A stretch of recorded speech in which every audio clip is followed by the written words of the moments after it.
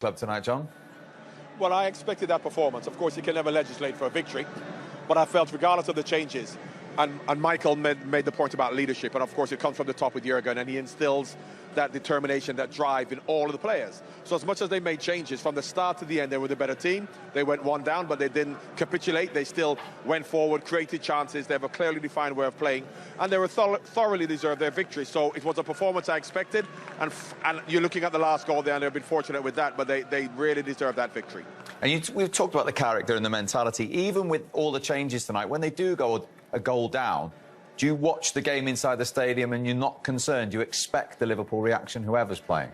Well, we expect the reaction, and once again, you can't legislate for whether they're going to score or not, but we know they won't panic. They'll still create chances. They'll play with determination, intensity. They went a goal behind against Tottenham. They came back, and every time they've done it, even when they don't necessarily play well, they have a way of getting the job done. And today, and Michael said there are no excuses, and there aren't any excuses. Others may make excuses that, OK, he's made 9 changes, so that's an excuse. But he doesn't make excuses. The players don't make excuses. So, as I said, I can't speak highly enough of them because it's a difficult place to come and play.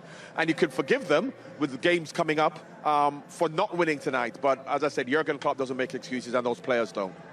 I just want to touch on the leadership point that Michael was making there. He's saying all great teams have them in abundance. You had the armband. You had big characters in your dressing room as well. How crucial is that in a situation like we've seen for Liverpool tonight? Of course it's absolutely crucial, but it comes from the top, from the manager. Those teams Michael mentioned, Alex Ferguson was the manager. Yes, you got the players there. Then you got Arsene Wenger. You know, you got Jurgen here, Chelsea. You had Jose Mourinho. So as much as you have the leaders in the dressing room, because if you look at, as today, for example, until Jordan Henderson came on, you know, there's no Van Dijk, there's no Salah, there's no Mane, there's no Jordan Henderson. So we say, where do the leaders come from?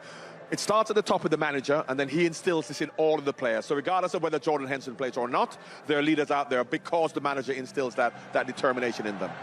Have anyone else to come in, but you look at can make 9 changes, and yes, obviously if the top 11 play, they may play slightly better, but they didn't underperform at all. They've still got players who can come on and are worth their place in the team. So this squad obviously is the best, but this is the way modern football is. You know, you have squads of 20. Man City are the same. Obviously in the old days they didn't have those squads, but it's a joy to watch. And also, I don't think any other team, including Man City, can make that many changes and still perform, whereas we can. And how important was it just to do their job and ask City the question on Sunday and take it to the final day?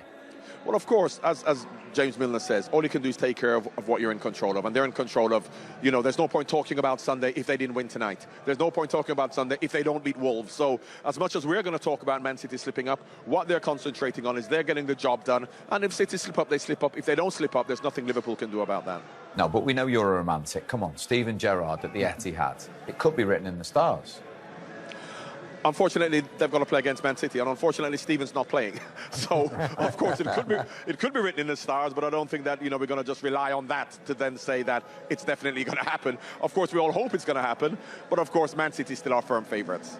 Has he lost a bit of romance from when you used to gone? The romance is gone, John. The romance is gone. Oh, he's still a real man, yeah. Definitely. You've got to be practical. I see him most days on the school run. He's... Don't worry, he's not lost it. I've always been practical. And of course, yes, we talk about Steven Gerrard, but then if we don't beat Wolves, what's the point in Steven Gerrard doing us a favour? So we've got to concentrate on just doing our job. Brilliant, John. Thanks very much indeed for your company. Let's have a look at the first half.